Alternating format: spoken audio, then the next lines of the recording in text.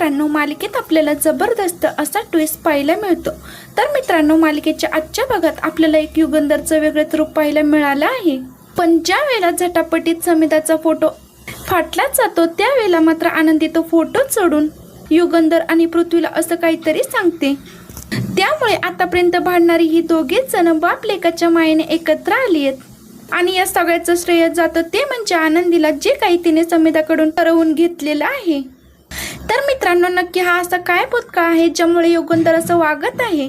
नक्की भूतकाळात नेमकं काय घडलं होतं हे सगळं काही आज आपण या व्हिडिओमध्ये जाणून घेणार आहोत। आणि नेमकं आनंदीने कसं दोघांना एकत्र आणलं हे सुद्धा पाहायला मिळणार आहे। त्यामुळे व्हिडिओ अजिबात स्किप न करता शेवटपर्यंत नक्की पहा। चला तर मग व्हिडिओला सुरुवात करूया।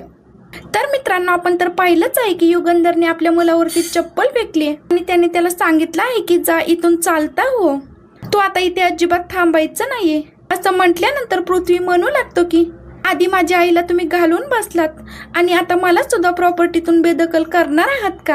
आणि मला प्रॉपर्टीतून बेदखल करणारे तुम्ही कोण आहात?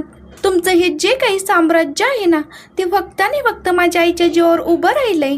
तुम्हाला तिने रस्त्यावरून उचलून आणलं आणि मग त्यानंतर हे साम्राज्य उभं झालंय, कारण की वडिलोपार्जित तुम्हाला हे साम्राज्य मिळालेलं नाहीये। त्यावरती युगंधर म्हणू लागतो की हो, मला माहिती आहे हे साम्राज्य मला वडिलोपार्जित जरी मिळालं नसलं तरी सुद्धा मी हे साम्राज्य वाढवलं आहे आणि माझ्या हिमतीवरती वाढून मी इथपर्यंत मोठं केलेलं आहे।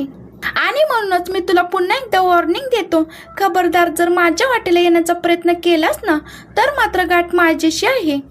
त्यावरती तो म्हणू लागतो की तुमच्या वाटेत मला यायचंच नाहीये, कारण माझी वाट ही पूर्णपणे वेगळी आहे। आज माझ्या आईचं श्राद्ध घालण्यासाठी मी इकडे आलेले आहे। त्यावरती आनंदी म्हणू लागते की तुमचं काय चाललंय? मला माहिती की तुमच्या दोघांमध्ये बोलण्याचा मला अजिबात हक्क नाहीये, माझा अधिकार सुद्धा नाहीये, पण तुम्ही आज जो काही तमाशा केलाय ना आणि जे काही वागत आहात ना त्यामुळे समिधा ताईंच्या आत्म्याला शांती लाभणार नाही। त्यावरती पृथ्वी म्हणू लागतो की तू अजिबात मध्ये बोलू नकोस, कारण काही झालं तरी माझ्या आईची जागा घेणाऱ्या बाईला मध्ये बोलण्याचा अजिबात हक्क नाहीये। मी आता कुठल्याही परिस्थितीत तुम्हाला या सगळ्यामध्ये बोलण्याचा अधिकार अजिबात दिलेला नाहीये। खबरदार जर मध्ये बोललात तर। यावरती युगंधर म्हणू लागतो की हेच तुझे संस्कार ना? त्यावरती पृथ्वी म्हणू लागतो की माझे संस्कार काढण्याच्या आधी तुम्ही स्वतःच्या आतमध्ये झाकून बघा। तुम्हाला जर का माझ्या आईबद्दल काही वाटलं असतं ना तर मात्र तुम्ही या बाईशी लग्न केलं नसतं। त्यावरती विद्याधर म्हणू लागतो की अरे पृथ्वी, काय बोलतोयस तू? अरे तो सुद्धा एकटा होता ना, आणि किती दिवस तो असा एकटा राहणार आहे? त्याला सुद्धा त्याच्या जीवनसाथीची गरज लागणार आहे ना, आणि म्हणूनच केलं त्याने लग्न। आता युगंधर मात्र विद्याधरवरती चिडलाय। तो म्हणू लागतो की काही बोलू नकोस।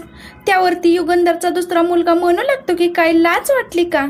म्हणजे तुम्हाला लग्न करताना लाज वाटली नाही आणि ज्या वेळेला हिला बायको म्हणून घरात आणली तेव्हा सुद्धा तुम्हाला लाज वाटली नाही, आणि ऐकायला तुम्हाला लाज वाटते का? त्यावरती युगंधर म्हणू लागतो की हे बघा, या विषयावरती बोलण्याचा तुम्हाला अजिबात अधिकार दिलेला नाहीये।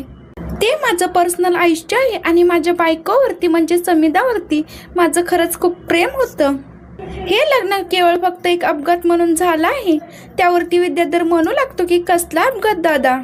दादा, हे काय बोलतोयस तू? तुझ्या गरजा पूर्ण करण्यासाठी तू लग्न केलेलं आहेस, ही गोष्ट मात्र आम्ही अजिबात विसरलेलो नाहीये। आता माई मात्र खूपच चिडलेले असतात। माई म्हणू लागतात की बस करा सगळ्यांनी। पृथ्वी, तू हे काय करतोयस आणि तू विद्याधरच्या नादी लागून हे सगळं काही करतोयस का?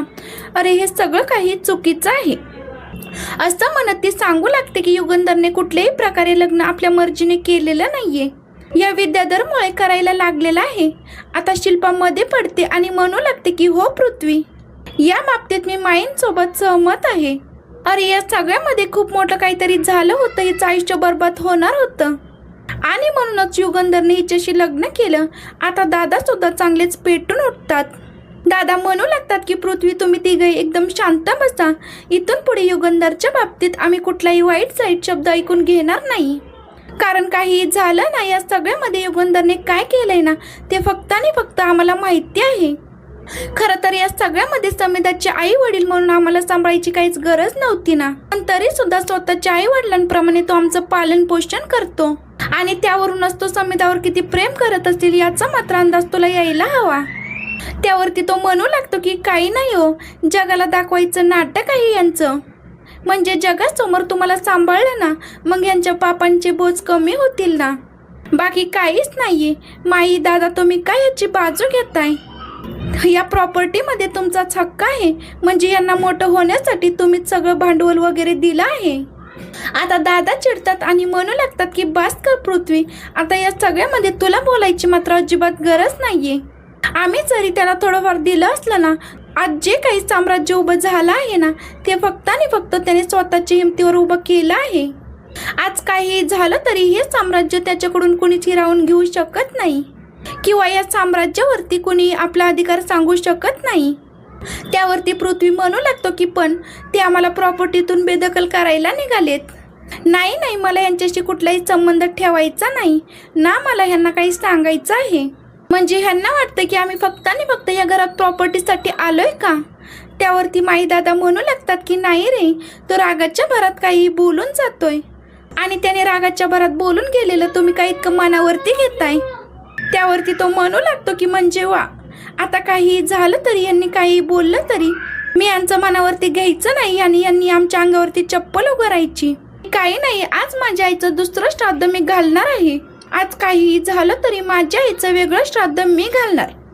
असं म्हटल्यानंतर माईदादा म्हणू लागतात की काय चाललंय तुमचं? म्हणजे तुम्ही दोघेही जण जे काही वागताय ना, ते अगदी चुकीचं आहे. तुम्हाला दोघांनाही समजत नाही का? हा एक प्रकार तुम्ही करताय तो पूर्णपणे चुकीचा आहे.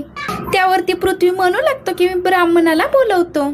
आता पृथ्वी ब्राह्मणांना घेऊन येतो आणि ब्राह्मणांना सांगायला लागतो की गुरुजी घ्या, आता इकडे दुसऱ्या बाजूला दुसरी पूजा मांडा. त्यावेळी गुरुजी म्हणू लागतात की अहो, एकाच वेळेला 2 पूजा कशा मांडायच्या आणि फोटो तर एकच आहे ना घरामध्ये.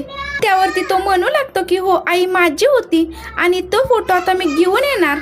पृथ्वी मात्र वेगळी पूजा मांडून पूजेला बसलेला असतो. त्यावेळी गुरुजी म्हणू लागतात की हे बघा, असं श्राद्ध होणार नाही, मला आता गेलेल्या व्यक्तीचा फोटो लागणार आहे. आता मात्र दुसरीकडे ठेवलेला फोटो पृथ्वी घेऊन निघत असतो. त्याच वेळेला चिडलेले युगंधर त्याचा हात धरतो आणि म्हणू लागतो की खबरदार, माझ्या बायकोचं श्राद्ध फक्त आणि फक्त मीच घालणार आहे. तुला कुठल्याही परिस्थितीत आता ही गोष्ट करता येणार नाहीये. असं म्हटल्यानंतर तो म्हणू लागतो की आता मी पण बघतो माझ्या आईचा फोटो घेण्यापासून कोण अडवतंय ते. इकडे मात्र आनंदी इकडची विधी करायला बसली आणि तिकडची विधी मात्र गुरुजी करतायत. आता आनंदी मात्र हे सगळं काही अनुभवत असते आणि ती म्हणू लागते की हे सगळं काय चाललंय, आता हे सगळं काही लवकरात लवकर थांबायला पाहिजे. त्यामुळे आनंदी मात्र आपल्या जागेवरून उठले, पण तोपर्यंत या दोघांनी मात्र तो फोटो खाली पाडलाय आणि या दोघांची झटापट चालू आहे. आता ती फ्रेम खाली पाडून त्याने फोटोचा जो काही कागद आहे तो हातात घेतलाय. आता तो कागद सुद्धा घेण्यासाठी दोघांमध्ये झटापट चालू आहे. दोघे एकमेकांकडे ती कागद ओढत असतात आणि आता दोघांच्या झटापटीत मात्र त्या कागदाचे 2 तुकडे झालेले आहेत. त्यावर आता गुरुजी म्हणू लागतात की हा तर खूप मोठा अपशकुन झालेला आहे. ती आनंदी मध्ये येते आणि मोठ्याने ओरडून म्हणत असते की बस करा, आज ना समिधा ताईच्या आत्म्याला इतकं दुःख झालं असणार ना की ते या सगळ्यामध्ये कधीच कोणाला माफ करू शकणार नाहीत. असं म्हटल्यानंतर पृथ्वी सांगू लागतो की तू कशाला मध्ये पडतेस आणि तो तिच्या अंगावरती धावून जातो.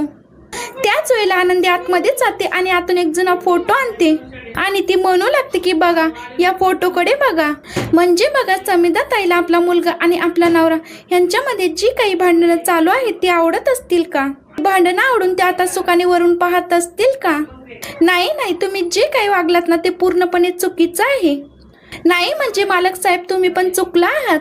नाही म्हणजे आपल्या मुलांवरती अशा प्रकारे हात कोण उगारतं?